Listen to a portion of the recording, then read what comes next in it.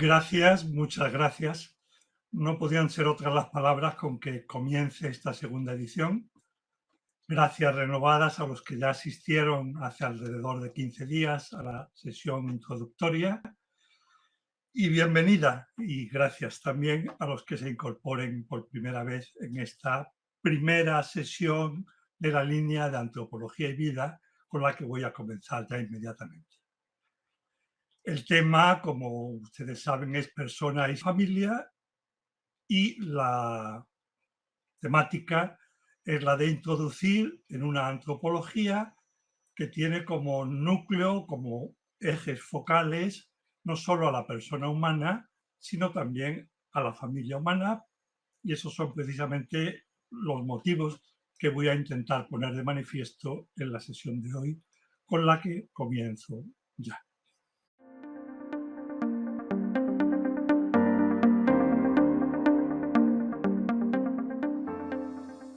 Empiezo contándoles cuál es mi estado de ánimo y lo que me ha ocurrido en estos días, porque creo que les ayudará y me ayudará sobre todo a mí. Una vez que grabé el vídeo de promoción y de introducción para esta segunda sesión, cuando lo subimos a YouTube y lo vi, me entró un miedo terrible. Yo diría que era casi pavor y que me desanimé y me vine abajo porque me dio la impresión de que probablemente estaba ofreciendo más de lo que realmente está en mis manos, en mi entendimiento, aunque no quizás en mi voluntad y en mis ganas de comunicarme con ustedes. Eso me duró un buen rato, tuve que acudir a Lourdes y contárselo, pero luego se fue haciendo poquito a poco la luz porque me di cuenta de que era un proyecto común. No era algo solo mío, sino era algo mío y de todos los que están escuchándome y aguantándome, probablemente en los dos sentidos, pero sobre todo me quiero remitir al sentido de darme apoyo para que prosigamos con estas clases y todos vayamos conociendo un poquito mejor lo que es la persona, lo que es la familia y poder mejorar así nuestra vida y la de quienes nos rodean. El día pasado les comentaba que había una contraposición entre lo que llamaba saberes sectoriales y otro tipo de saber que entonces denominé saber de conjunto, que se esclarecía más bien negativamente, no era un saber que se centraba en un aspecto de la realidad, en concreto en un aspecto particular del ser humano, sino que intentaba conocerlo a todo él. Esa determinación es insuficiente y por tanto avanzo un poco más, que trata de un saber orgánico, es decir, de un saber que intenta conectar todos los elementos que va incorporando, que no queda nada aislado, sino que como el mismo conocimiento es vivo y por tanto lo que se incorpora actúa e interactúa con lo que ya tenemos, lo asimilamos y vamos enriqueciendo nuestro conocimiento. Esto es lo que hoy normalmente se conoce como saber sistémico, con un término que a mí no me gusta tanto como el de orgánico, porque me parece que inicialmente es menos vivo, pero no hay por qué rechazarlo. Y creo que la clave de este tipo de saber es profundizar y tener clara, en concreto en relación al ser humano, a la persona humana, cuál es el fin último al que se dirige la persona humana, y en general lo mismo habría que decir de cualquier otra realidad, y en cada caso de cualquiera de los elementos que componen la realidad que estudiemos, tener en cuenta cuál es su función, en qué medida colabora al fin del conjunto, al fin del hombre. Lo que tradicionalmente se ha llamado la causa final, en terminología clásica, la finalidad, que es algo que, como la gran mayoría sabe, no está muy presente en lo que podríamos llamar la ciencia moderna, que se mueve más bien en el plano de causa eficiente, cuasi mecánica, y que no tiene mucho gusto por la finalidad y que por tanto se le dificulta precisamente esa visión de conjunto y esa visión profunda que es la que una correcta antropología sobre el ser humano pretende alcanzar. Para desarrollar esta primera sesión introductoria de esta línea voy a acudir a tres grandes personajes de distinta talla, los tres. El primero de ellos es un filósofo, uno de mis filósofos preferidos, Aristóteles, y en Aristóteles encontramos precisamente en su saber del hombre esa superioridad sistémica, ese abordaje tratando del conjunto del ser humano sin dejar ninguno de sus aspectos al margen y determinando muy claramente, o al menos todo lo claramente que a él le fue posible, cuál sería el objetivo final al que tiende toda vida humana, que para Aristóteles, como saben, es el desarrollo de la inteligencia, el conocimiento, lo que él denomina nous.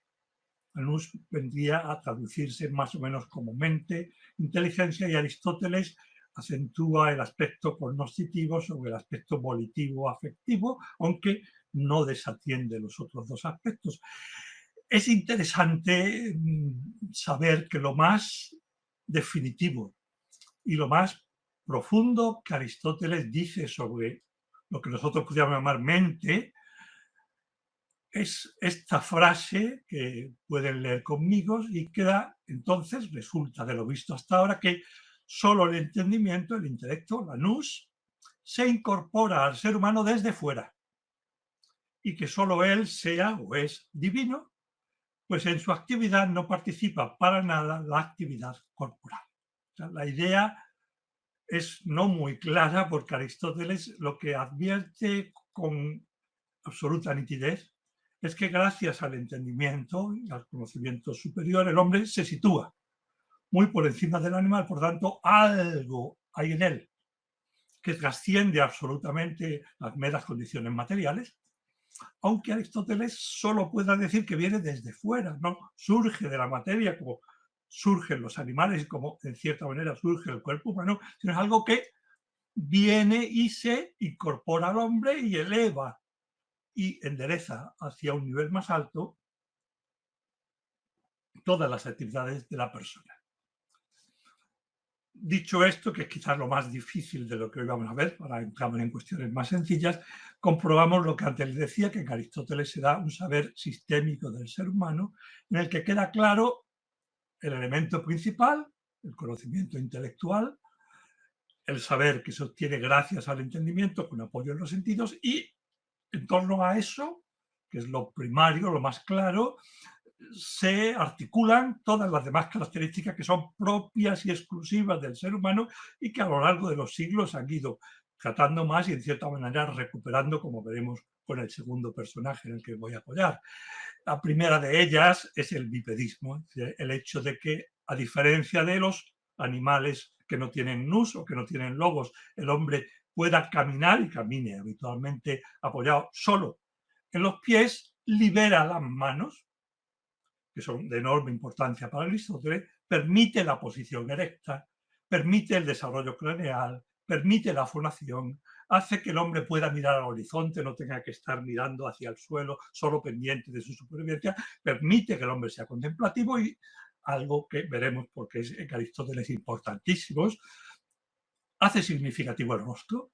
El ser humano debe tener rostro precisamente porque puede mirar cara a cara a los otros seres humanos y precisamente en esa mirada de rostro a rostro y de vista a vista es donde se manifiesta y se facilita el acceso a la intimidad junto con la palabra y da una enorme importancia también a las manos, que son como el correlato instrumental del entendimiento. Como la mayoría de ustedes ya saben, y voy a ir tratando algunas de estas cosas poquito a poco. Vamos a ir viendo.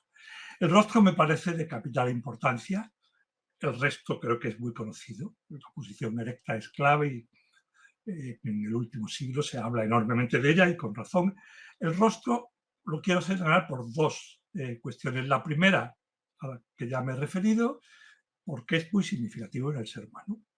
Y de hecho, una clave para el intento de personalización propia y de los demás es el dirigir la mirada hacia la mirada de nuestro interlocutor, no ignorar esa mirada o no ocultar la nuestra, eso sería como estar no dando acceso a nuestra propia persona, y eso en Aristóteles está bastante claro, y sin embargo Aristóteles no trata otro punto que en los últimos años, sobre todo para algunos, ha estado muy claro, que es lo que tiene el significado de La posición erecta y del rostro es la relación íntima para la sexualidad.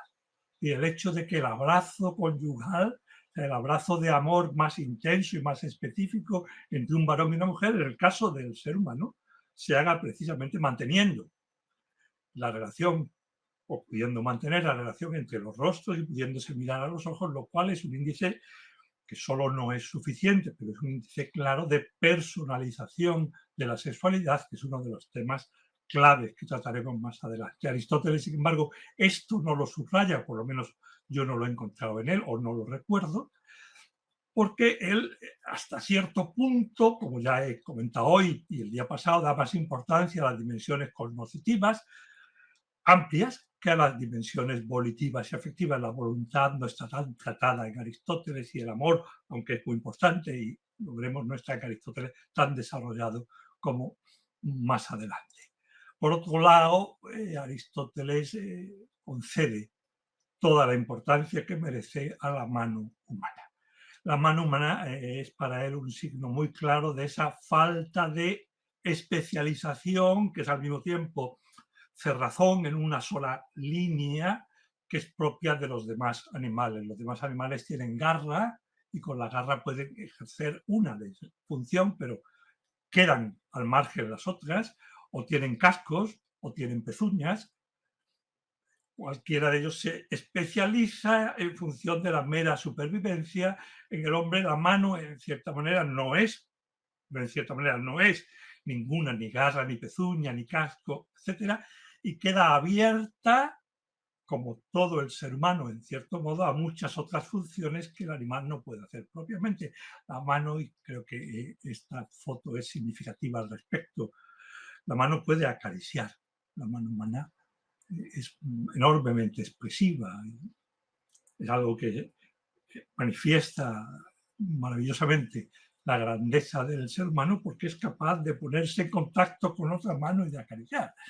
Les confieso, porque siempre me vienen a la cabeza cuestiones personales, pero que a mí me ayudan a recordarlas. Para mí, en el plano humano no hay nada más significativo ni más gozoso que sentir la mano de Lourdes junto a la mía. Es decir, la mano tiene un gran poder significativo, un gran poder manifestativo. La mano es también aquello instrumento ligado a nosotros mismos, parte de nosotros, que nos permite realizar multitud de funciones, entre otras muchas de las unidas al trabajo, pero no solo ellas, y que a los animales le están vedadas en su gran mayoría, y la mano es también, esto quizás sea lo más típico y lo más significativo en Aristóteles, es el instrumento de instrumentos. O sea, en la conjunción entre la inteligencia, que a diferencia de los instintos está abierta al conocimiento y la atracción de todo lo que existe y es bueno. La inteligencia humana y la voluntad están abiertas a todo, mientras que los animales solo captan aquello que es significativo para su supervivencia individual o específica. El correlato de esa universalidad, de esa amplitud, de esa falta de fijación en solo un elemento o de especialización es la mano, que está abierta a multitud de funciones y que además para realizar aquellas otras que por sí misma no puede y que los animales realizan, aunque solo sea esa, genera, en unión con el entendimiento, multitud de instrumentos o de herramientas, la mayoría de los cuales se utilizan no solo, pero la mayoría se utilizan a través de las manos, y con los que puede llevar a cabo las funciones que directamente le están vedadas, pero para las que está abierto gracias, repito, a la conjunción de entendimiento y mano. En definitiva, para Aristóteles, el ser humano es muy superior a los animales. Lo que manifiesta claramente su superioridad es precisamente la nous, la inteligencia, que no obstante Aristóteles tiene clara conciencia de que es limitada. Quizás no haya nada que sea más fecundo en Aristóteles que la comprensión honda de que podemos conocer y conocer con verdad, pero nuestro conocimiento siempre es un conocimiento imperfecto y por tanto perfectible, conocimiento verdadero, pero siempre perfectible, siempre mejorable, siempre podemos ahondar más. El ser humano es un ser precario, indigente, no se basta a sí mismo, no es autónomo en el sentido fuerte de la expresión y por tanto Aristóteles advierte que necesita de dos ámbitos de distinto nivel, en los cuales ser acogido para, en cierta manera, subvenir a esas necesidades suyas, esa indigencia, esa precariedad que la vez pasada comentaba que la mayoría de los animales en el plano biológico no tienen, sino que muy pronto se bastan a sí mismos. La primera institución es la familia, que Aristóteles desarrolla más de lo que habitualmente se recoge en él. Y la otra gran institución es la polis, que no tiene una traducción porque no hay un correlato exacto a lo que era la polis. Se habla a veces de ciudad-estado porque efectivamente ejerce dos funciones. Lo que aquí creo que es importante saber es que para Aristóteles la familia no basta ella sola, sino que la familia se introduce en un ámbito superior, que es precisamente la polis, donde el hombre puede alcanzar la plenitud que le corresponde como ser humano. Pero la clave principal, en función de la cual el hombre necesita de esos dos ámbitos, la familia primario en un sentido, la polis superior, al menos en otro sentido, la clave de la necesidad es la limitación, la precariedad, la indigencia.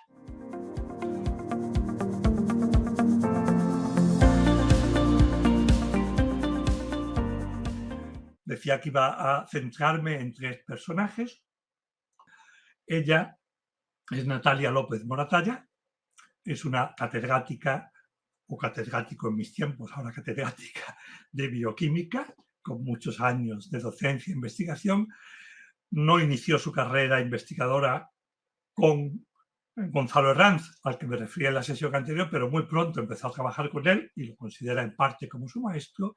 Es una persona también enormemente entrañable y que ha dedicado los últimos años también, y esto es lo que a mí me ha ayudado mucho, a divulgar los conocimientos que ella ha ido obteniendo en el ámbito de su disciplina y esto me parece que es lo más importante en relación al tema que nos ocupa, no solo de su disciplina, sino en el intento de abrir su propia disciplina o sus disciplinas, porque se mueven más de una, como suele suceder, de abrirla al influjo y a la sinergia con otras disciplinas también científicas y con la filosofía.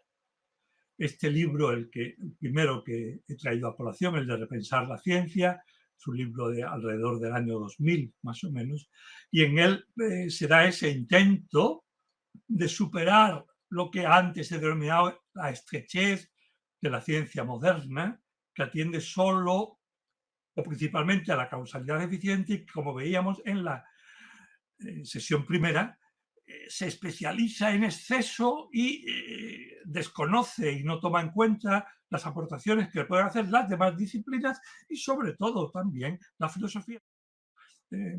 Natalia, además de Repensar la ciencia, a partir de él, un poquito antes había publicado este otro libro que es precioso, Los 15 primeros días de una vida humana. Cuando uno lo lee con calma, con cariño, con ganas de disfrutar, advierte la gran maravilla que es el organismo, sobre todo el femenino. El organismo femenino es más complejo, más complicado a veces. Eso las mujeres, yo lo sé solo por experiencia ajena, pero es al mismo tiempo de una riqueza extraordinaria. Recuerdo otra anécdota, porque las anécdotas ayudan. Cuando nosotros íbamos a empezar a utilizar Lourdes y yo los métodos naturales, acudimos a un amigo íntimo, al que mencioné también la vez pasada, y el inicio de nuestra amistad fue precisamente ese, catedrático de medicina preventiva, que era especialista en métodos naturales. Entonces el método más avanzado era el Billings. Hoy hay muchos avances posteriores y de gran calado. Y recuerdo que hubo una primera sesión de una hora, hora y cuarto, en que nos proyectó con otro par de parejas, nos proyectó un vídeo y yo notaba que él estaba un poquito nervioso. Somos más o menos de la misma edad.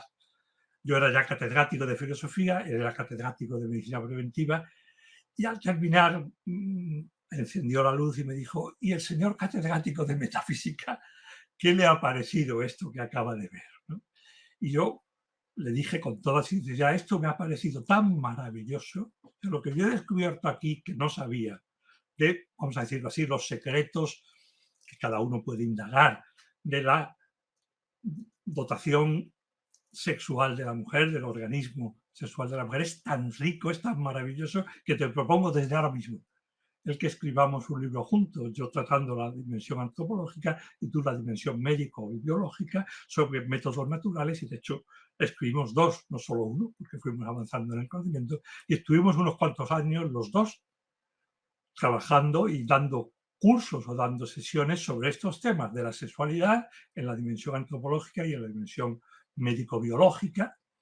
Y ahí yo comprobé, no por primera vez, pero de una manera más clara que otras veces, lo que luego sí he seguido comprobando cada vez más, que es que conforme más la ciencia se adentra, y ahora hablo de las ciencias positivas, experimentales, se adentra en el mundo, en el universo, conforme más va conociendo, y en concreto del ser humano, más va sacando a la luz la maravilla, lo que Natalia repite mucho en un último libro que trata, el título es Humano y trata sobre el corazón del cerebro, sobre los afectos del cerebro. Ella repite algo que para mí es muy claro, que es que el ser humano está muy bien hecho, y la mujer mucho mejor que el varón, aunque a veces eso le pase factura. Yo entiendo que hay momentos en que lo pasa mal, pero la conjugación de todos los aspectos de ella, el aspecto espiritual con el psíquico y con el orgánico, es tan preciosa cuando uno entra sin prejuicios a conocerla, que uno no puede sino quedarse maravillado de algo que puede pasar inadvertido. Yo me enamoré enormemente de la sexualidad, y el libro que escribí por aquel entonces, otro de ellos se llama La belleza de la sexualidad, porque es que no puedo sino pensar en ella con términos ponderativos. Es una maravilla, es algo que no sabemos apreciar porque nos supera enormemente. Bueno, pues Natalia la conocí personalmente hace alrededor de 15 años, más o menos, en Colombia, en un congreso, y en una de las conversaciones me comentó algo. Dice: mira, he tenido la suerte, Tomás, de que yo he podido entrar a investigar en el cerebro cuando ya hay técnicas no invasivas que te permiten conocer el cerebro no muerto como se hacía hasta hace relativamente algunos decenios, sino el cerebro de una persona que está actuando y el actuar de ese cerebro, y eso es una herramienta que se ha ido perfeccionando, tiene ya un montón de, unos cuantos, no sé exactamente cuántos, pero alrededor de 20 o 30 vídeos sobre el cerebro, y fruto de ello es cerebro masculino y cerebro femenino, el cerebro adolescente y otros bastantes libros que no se alejan de su propia especialidad, pero siempre tienen ese toque de humanismo propio de los médicos de hace algunos años y de muchos de hoy día, pero de casi todos los de hace algún año, que lo acercan enormemente a los que nos manejamos mejor en el área de humanidades. Entremos ya en lo que dice Natalia, porque en el fondo también me maravilla y me encanta la continuidad que hay entre los grandes. Natalia me va a perdonar porque quizás a ella no le gustaría que yo la considerara una grande, no hay todavía distancia como para saberlo. Sí es una persona muy honrada, muy trabajadora, que me decía antes de lanzar un dato como seguro, mi maestro me enseñó a confrontarlo 10 veces más después de que yo esté absolutamente segura de que el dato es cierto. Bueno, ella viene a decir lo mismo que Aristóteles, obviamente he cogido solo una frase, entonces es un resumen, pero algo muy parecido, y luego veremos que, sin embargo, le da un pequeño quiebro que es muy significativo para esa antropología con dos polos, con dos ejes, el de la persona humana, que siempre tiene que ser el polo, y el de la familia, precisamente porque, en mi opinión, es difícil que exista una persona sin familia o que una persona se desarrolle de una manera adecuada. Si no lo consigue siempre se puede poner remedio, pero la manera más normal, la manera más clara para desarrollar a esa persona es en el seno de un ámbito familiar. Por tanto, persona y familia, este es el título de un artículo que el título ya solo es horroroso, es muy especializado, se llama Persona y familia, una misma realidad o una relación biunívoca y constitutiva. Persona y familia son dos realidades que se llaman recíprocamente. Natalia, vuelvo en la misma línea que Aristóteles a partir de lo que podemos observar, que es el cuerpo humano, hoy día con mucha más hondura a través de los medios técnicos que lo podía hacer Aristóteles, que Aristóteles no intervenía en la naturaleza, se limitaba a observarla. Desde hace 3 o 4 siglos, el verbo que emplea Natalia me ha hecho mucha gracia porque dice el hombre se atrevió a pinchar a la naturaleza, para que la naturaleza, cuando recibiera el pinchazo, como protestara y le diera los datos que no se advierten a primera vista, a partir del cuerpo del hombre Dice ella, el cuerpo del hombre muestra rasgos morfológicos y funcionales muy característicos, y todos ellos ligados a su peculiar cerebro. Esto que voy a decir ha venido a la mente justo cuando estaba dando el último repaso, cuando ya tenía todas las diapositivas listas, las láminas, y empezaba a verlas seguidas para ver si había algún salto y a subrayar algunas cosas, y he subrayado cerebro. ¿Por qué? Porque ocupa el mismo lugar que Aristóteles ocupaba Lanús. Y esto es muy significativo, no para Natalia, que está abierta claramente a la trascendencia, por emplear el término habitual, sino a bastantes científicos que intentan suplir lo que habitualmente se ha conocido como alma y como espíritu con el cerebro. Y el cerebro es un mal sustituto. Puede arrojar mucha luz, pero no es la última luz determinante. Si es verdad que lo más característico del ser humano se manifiesta de una manera muy clara para quien lo estudia con detenimiento, se manifiesta en el cerebro.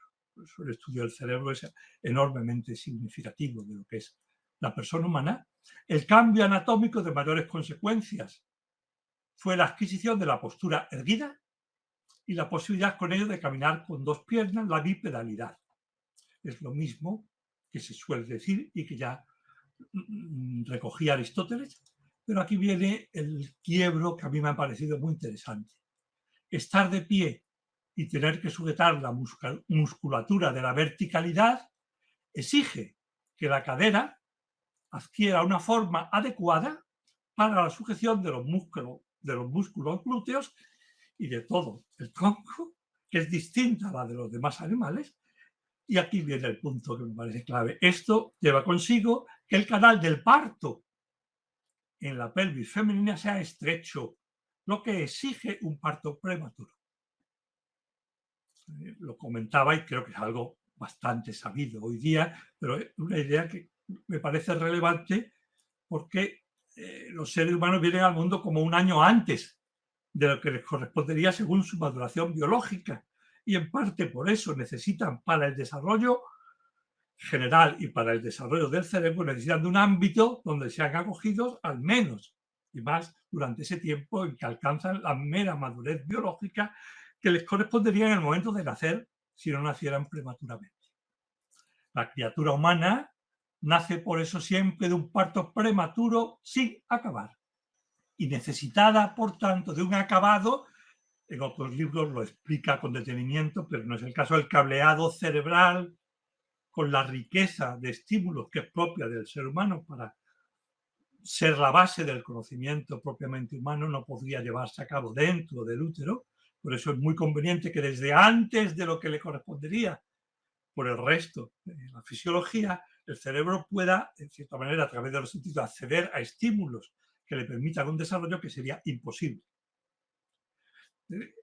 Precisamente por la posición erecta que Aristóteles ligaba con la inteligencia, con la mano, con el rostro, con la forma, se liga hoy también a un elemento más, que es el del parto prematuro, que hace del ser humano un ser necesitado de la familia. En este caso, aunque hay otros textos que abogan en la línea contraria, pero siempre como predomina esta cuestión, que es la primera que yo quería señalar, la necesidad de la familia para el ser humano viene asentada sobre todo y principalmente en el carácter limitado, en la precariedad, en que no somos capaces de valernos por nosotros mismos. Yo suelo añadir a esto que acabamos de ver, que es amplio, porque cuando entras al cerebro estás tocando todas las dimensiones del ser humano, pero no es en el plano meramente físico-biológico, el de la necesidad de alimento, vestido y cobijo, que no puede darse el recién nacido a sí mismo. También está todo el ámbito psíquico y quizás lo más claro sean las disfunciones o las limitaciones que surgen casi inevitablemente, aunque algunas puedan superarse después, para las personas que viven en soledad.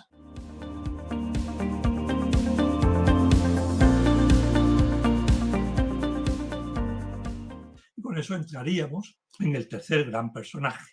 Y tenemos en él a un filósofo, y así lo quiero considerar yo, en esa condición, abierto a la fe, que es una postura perfectamente legítima de la que hablaremos más adelante cuando se plantee, siempre que las verdades de fe no se tomen como el punto de partida, sino como un elemento más que se tiene en cuenta o no se tiene en cuenta si es el caso.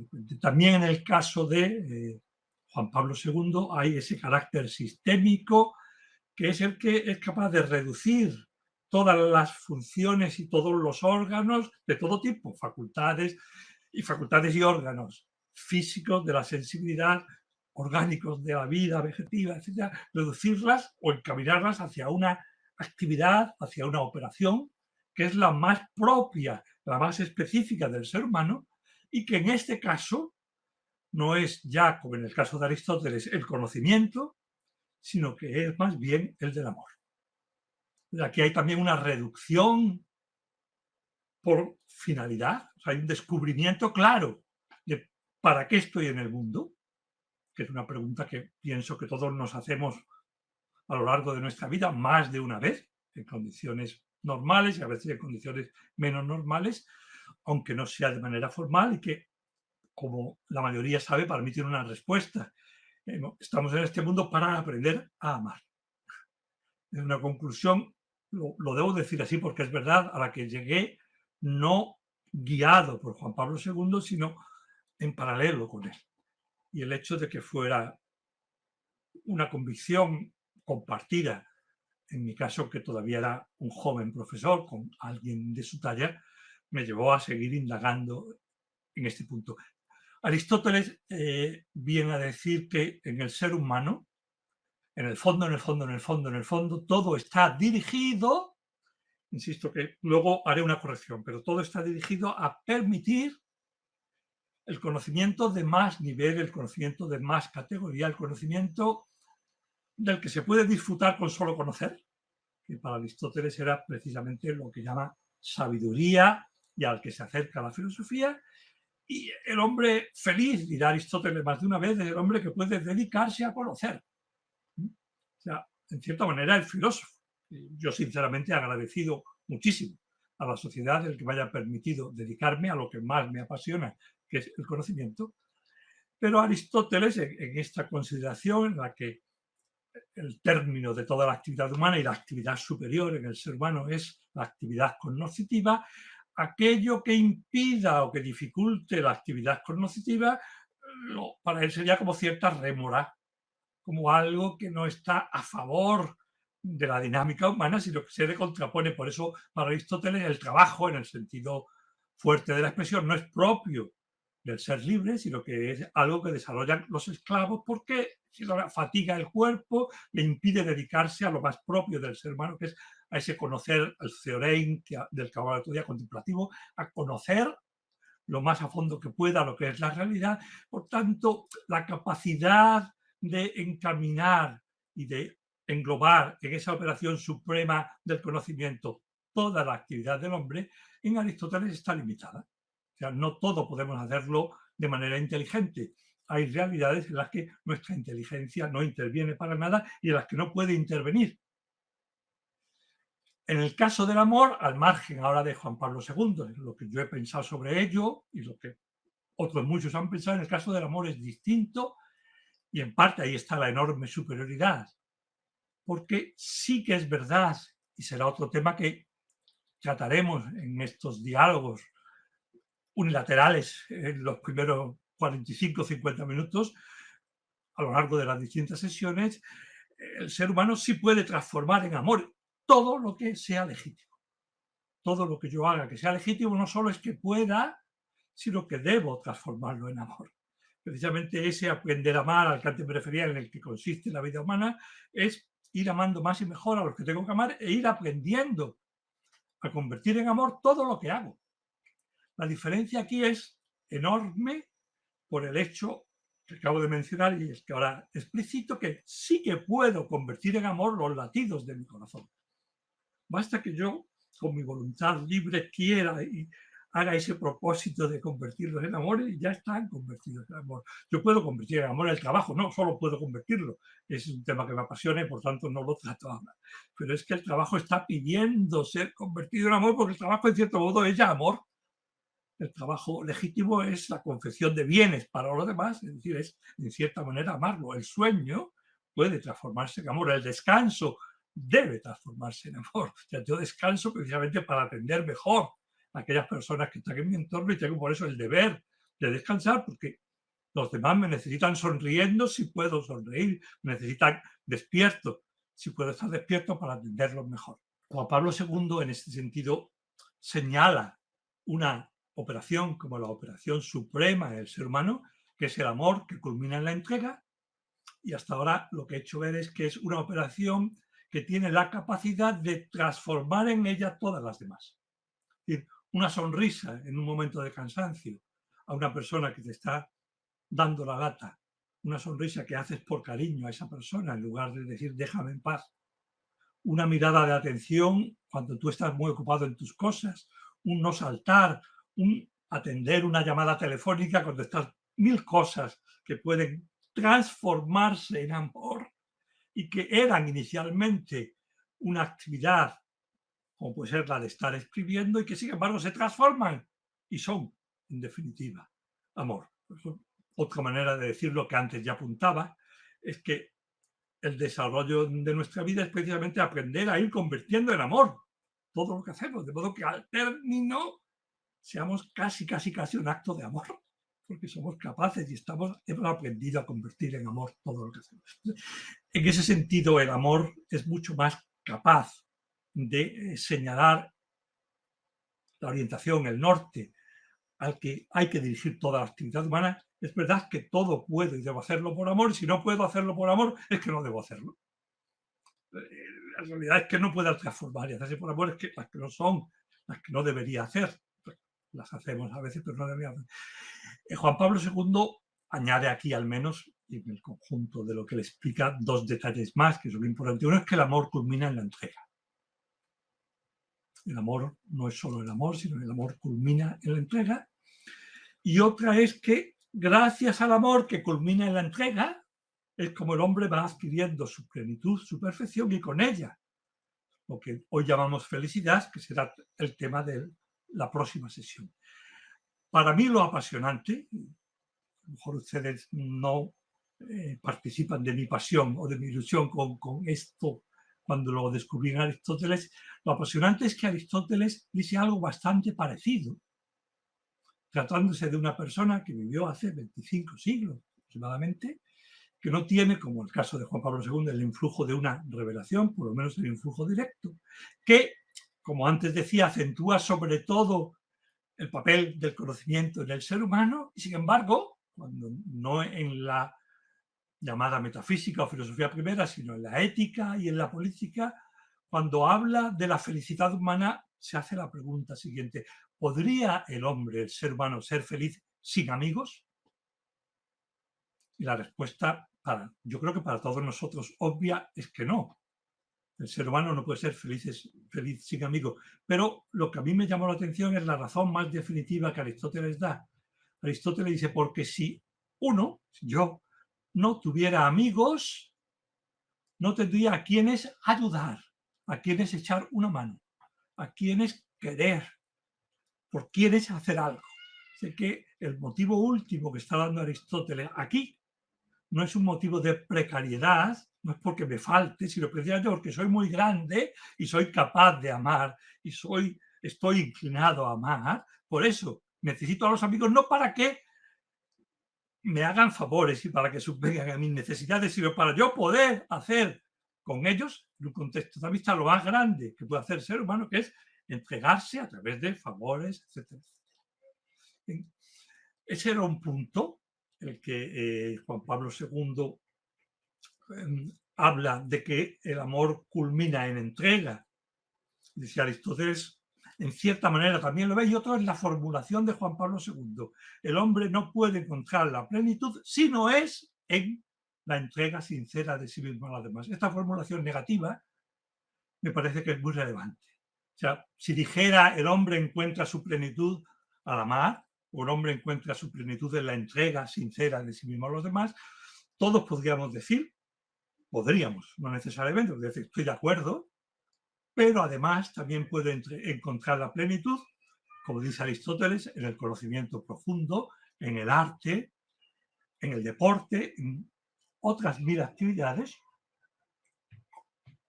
Sin embargo, la formulación de Juan Pablo II es: no puede encontrar la plenitud, añado yo, y con ella la felicidad, si no es en esa manifestación suprema de amor que es la entrega sincera de sí mismo a los demás.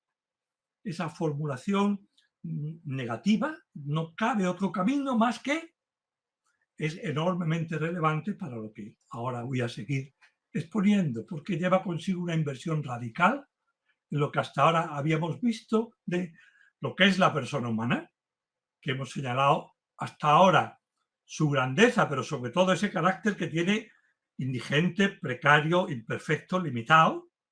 Y ahora vamos a señalar sobre todo, porque me parece más relevante, su grandeza. Antes de proseguir, como algo que tendría que estar presente también en las sesiones posteriores, yo diría que al ser humano no puede tratársele bien ni cognoscitiva intelectualmente, comprenderlo a fondo, ni en la práctica, en la vida vivida, si no se tienen en cuenta simultáneamente su grandeza, que no se puede exagerar, y simultáneamente su limitación, su poquedad, su imperfección y en muchos casos su ruindad, su maldad. Pero las dos cuestiones son necesarias para captar y para tratar adecuadamente al ser humano. Y de esas dos, y aquí viene la diferencia con lo que hemos visto hasta ahora, en concreto con Aristóteles, y esto lo digo más yo que Juan Pablo II, por lo menos la culpa es mía si me equivoco, de esas dos lo que hay que subrayar sobre todo es la grandeza. Solo se puede tratar bien como es debido intelectual y vitalmente a un ser humano si se pone por delante su enorme capacidad de crecimiento, de mejora, de enriquecimiento, lo que ya decía Goethe, y que yo repito mucho porque es muy significativo: a las personas hay que tratarlas mejor de lo que son, porque si no las haremos peor de lo que son. O sea, tratar bien a una persona es el mejor modo de ayudarla a que esa persona crezca, a que mejore, a que sea a su vez mejor persona. Como pueden ver, esto tiene enormes aplicaciones en educación. Si hasta ahora, sobre todo, la necesidad de la familia ha estado fundamentada en lo que he llamado la precariedad o la indigencia del hombre, en este momento, sin negarlo en absoluto, se va a subrayar sobre todo la grandeza del ser humano. Es lo que hace necesario que el ser humano viva en familia. Insisto, lo que hasta ahora hemos visto y que se suele decir con verdad es del todo cierto, pero hay un motivo más alto al que yo apuntaba en el vídeo que grabé antes de, cuando estaba preparando esta sesión, antes de haberla preparado formalmente, pero tenía en mente esta idea que me parece tremendamente relevante y por eso me detengo en ella. El ser humano necesita de la familia, sobre todo, porque es muy grande, porque es persona. Cuando estudiemos persona veremos que persona significa precisamente eso: grandeza, maravilla, valía, valor. En virtud de su grandeza, el ser humano necesita de la familia. ¿Por qué?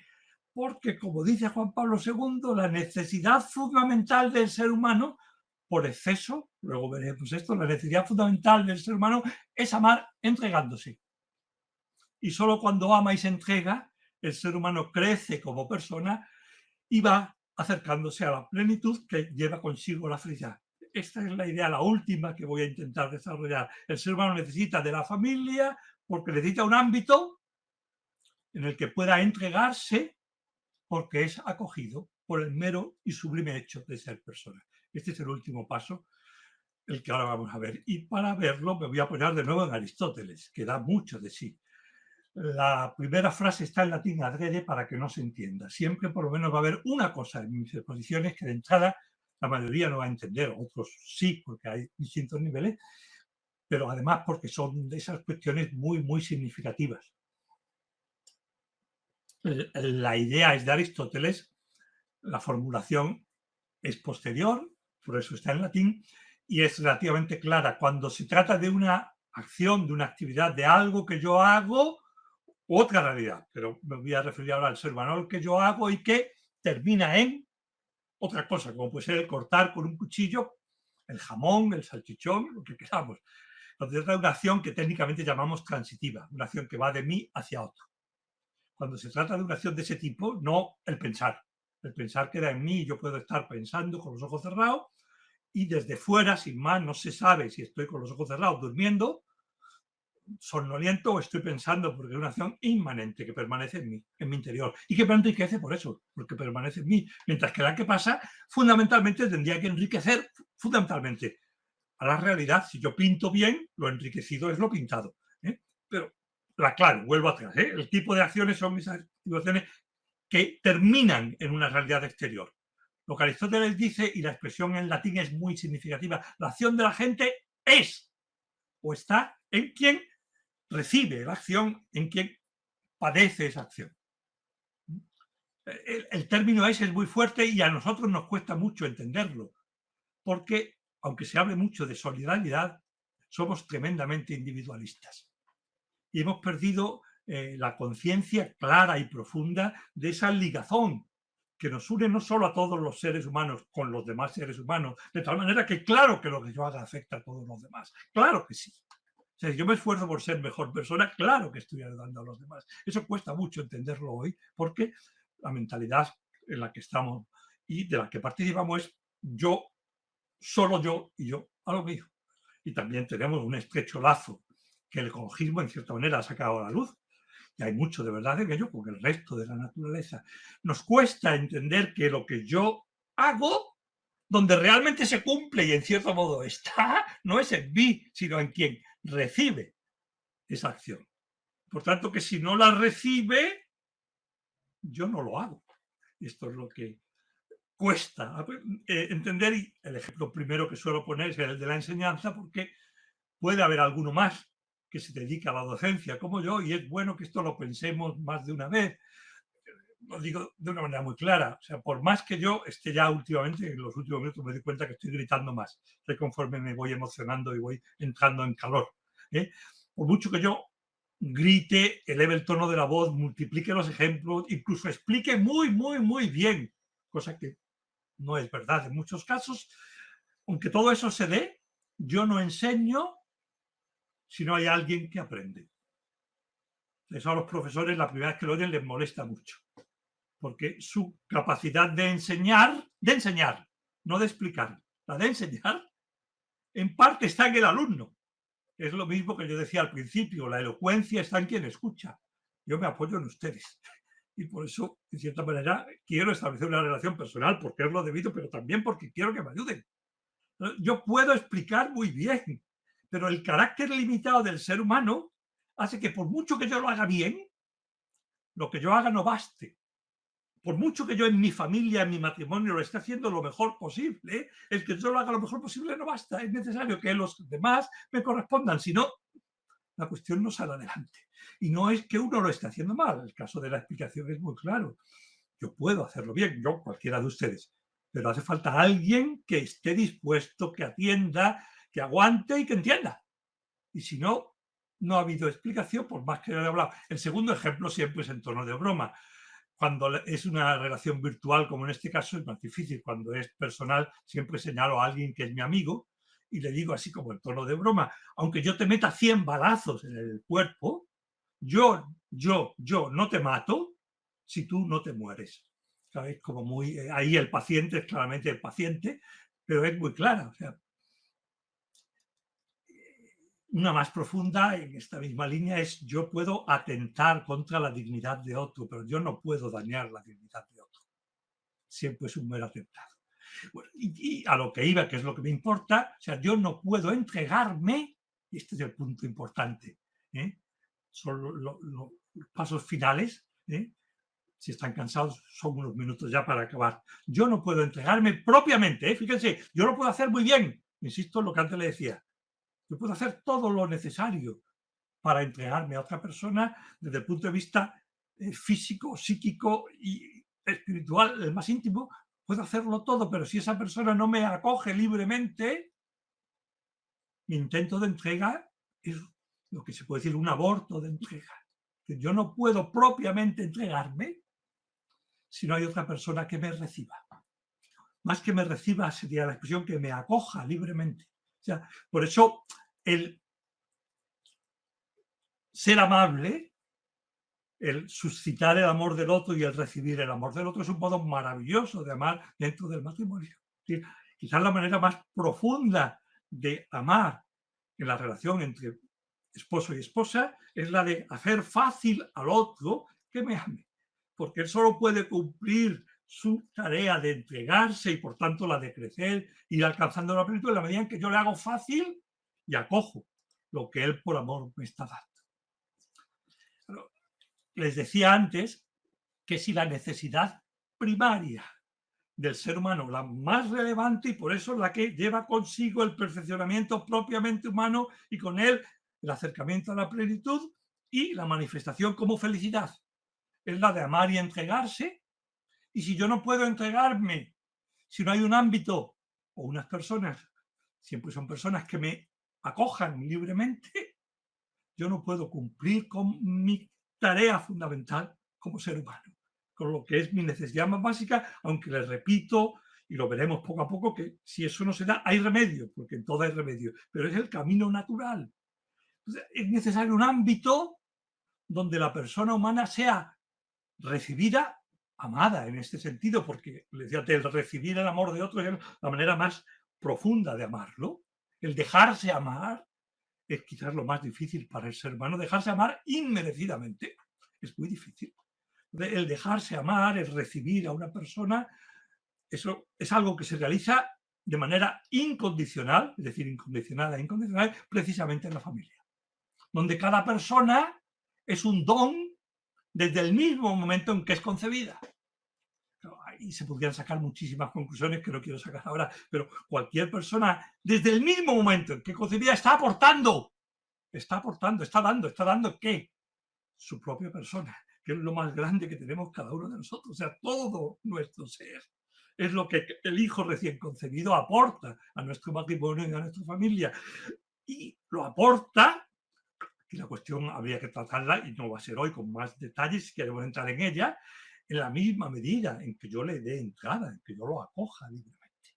Y en el desarrollo de la vida familiar, cada uno de los seres humanos tenemos el convencimiento de que yo puedo volver a mi hogar y puedo bajar la guardia, porque ahí voy, soy amado, no porque, lo suelo decir muchas veces, no porque sea mejor que, sino porque soy miembro de esa familia, persona miembro de esa familia. Y si en la universidad me van a juzgar por mi capacidad como docente y investigador, en mi familia no me juzgan, sino que me quieren por ser persona, como en las demás realidades, y por ser persona. Es el único punto donde basta el ser persona para ser incondicionalmente amado, es decir, de manera incondicionada e incondicional. Entonces, no extraña esta otra, son muchas las ideas, pero es una más, esta otra frase fuerte, de nuevo de Juan Pablo II, que es uno de los mayores teóricos en familia, en todos los ámbitos, no solo en el ámbito confesional. El que no quiera reconocer eso se está negando a la realidad. Fíjense porque es muy fuerte la afirmación. El hombre, por encima de toda actividad intelectual o social, por alta que sea, por encima de cualquier otra actividad. Esto les pido que lo piensen a solas, porque a mí me vienen aquí mil cosas que no quiero decirlas. Por encima de toda actividad social o intelectual, por alta que sea, encuentra su desarrollo pleno, la expresión se realiza, que no me gusta nada, pero para entender, encuentra su desarrollo pleno, su realización integral, su riqueza insustituible en la familia. O sea, Tomás Melendo tiene ahora 70 años y unos meses, lo saben todos porque lo anuncié. Para mí fue un gozo llegar a los 70 y ser ya propiamente abuelo. O sea, ¿yo dónde me hago mejor persona? Donde pongo más amor. ¿Pero dónde puedo poner más amor? ¿En esto que estoy haciendo ahora? Sinceramente estoy poniendo todo el que puedo. Si no me sale, lo siento y les pido perdón. Pero yo creo que yo tengo más posibilidad de enriquecerme y crecer, igual que ustedes con sus hijos, cuando estoy tumbado en el suelo jugando con el nietecillo, que me viene a molestar y me tira del pantalón, como ayer cuando tocaba recoger los juguetes y le dijo su mamá al de 2 años y medio, vamos a recoger juntos, dijo, el abuelo, el abuelo. Y su madre dijo, ¿cómo? Y dice, pues vino a por mí para que yo recogiera su juguete. Entonces yo simplemente me senté en el suelo con él y le dije, vamos a recoger juntos, tú una y yo otra. Pero yo pienso que quiero que vean esto porque lo he hecho gráfico adrede. O sea, cuando sabemos cómo bajar la guardia y meternos en un contexto donde lo que predomina es el amor, y si quieren, el amor y la ternura, aunque a veces la ternura tenga que ir acompañada de firmeza, ahí es donde realmente se nos dan las mayores posibilidades de crecer como personas, y eso es la familia. Aquí realmente, más que en todo otro campo de su vida, se juega el destino del hombre, es decir, su plenitud y con ella su felicidad. Llegados aquí, como de costumbre, agradezco muy sinceramente que hayas aguantado hasta el final. Te recuerdo que puedes encontrar más información sobre estos temas en la web de Tu Familia y mucho más amplia y honda en los cursos que ofrecemos desde ella. Si el vídeo te ha interesado y quieres seguir recibiendo información sobre nuestras publicaciones, te sugiero que te inscribas al canal y actives la recepción de notificaciones con las novedades. Y ya puesto, si te parece, podrías darle al like, así nos ayudas a llegar a más personas e incluso compartir el vídeo con algunos de tus amigos. De nuevo, gracias y un gran abrazo.